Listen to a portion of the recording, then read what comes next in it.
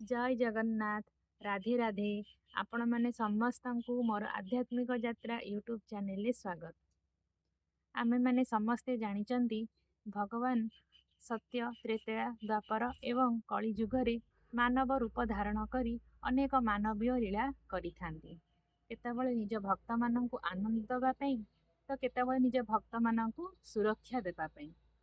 आज मु आपण माननक सम्मुखरे द्वापर जुगरे कौरव एवं पांडव मानक मध्यरे होइथिबा महाभारत युद्धर किछि घटनावली वर्णना करिबी, जेउथिरु आमे अनेक शिक्षा पाई परिबा।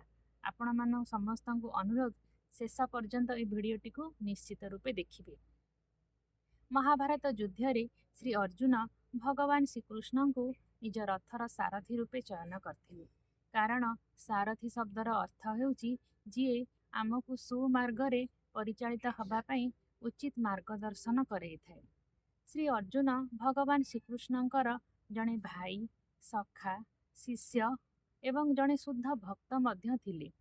महाभारत युद्ध प्रारंभरु जेतेबेले श्री अर्जुन निज सम्मुखरे आत्मीय स्वजन मानकु युद्ध पई दंडायमान हेउथिबार देखिले से अत्यंत भावविह्वल होई पड़िले एवं माया द्वारा निज कर्तव्य पथरु विरत हेले।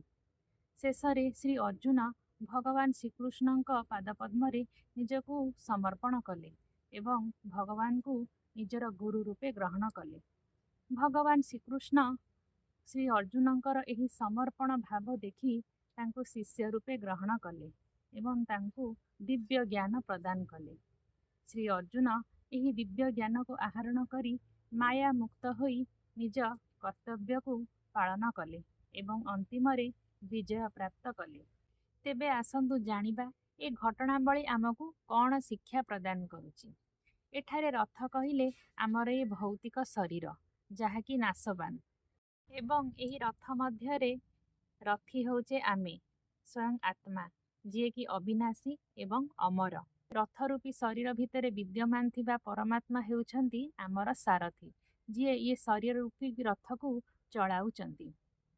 आमे बाह्यतः भगवानकर जड़े शुद्ध भक्तंकु आध्यात्मिक गुरु रूपे ग्रहण करी तांकठारु दिव्य ज्ञान आहरण करिबा उचित।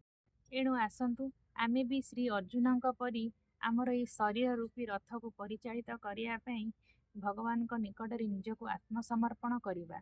भगवानकर शुद्ध भक्ति आचरण करी निजर आध्यात्मिक एवं भौतिक जीवन को सफल करिबा। आपण मानकु जदि मोर ए वीडियोटी भल लगी थाए तेबे निश्चित रूपे लाइक शेयर करिवे, मोर ए चैनल टी को सब्सक्राइब करिवे एवं कमेंट रे जणैबे आपण माने ए घटनारु कोन शिक्षा पाइले। रहुची। जय जगन्नाथ। राधे राधे।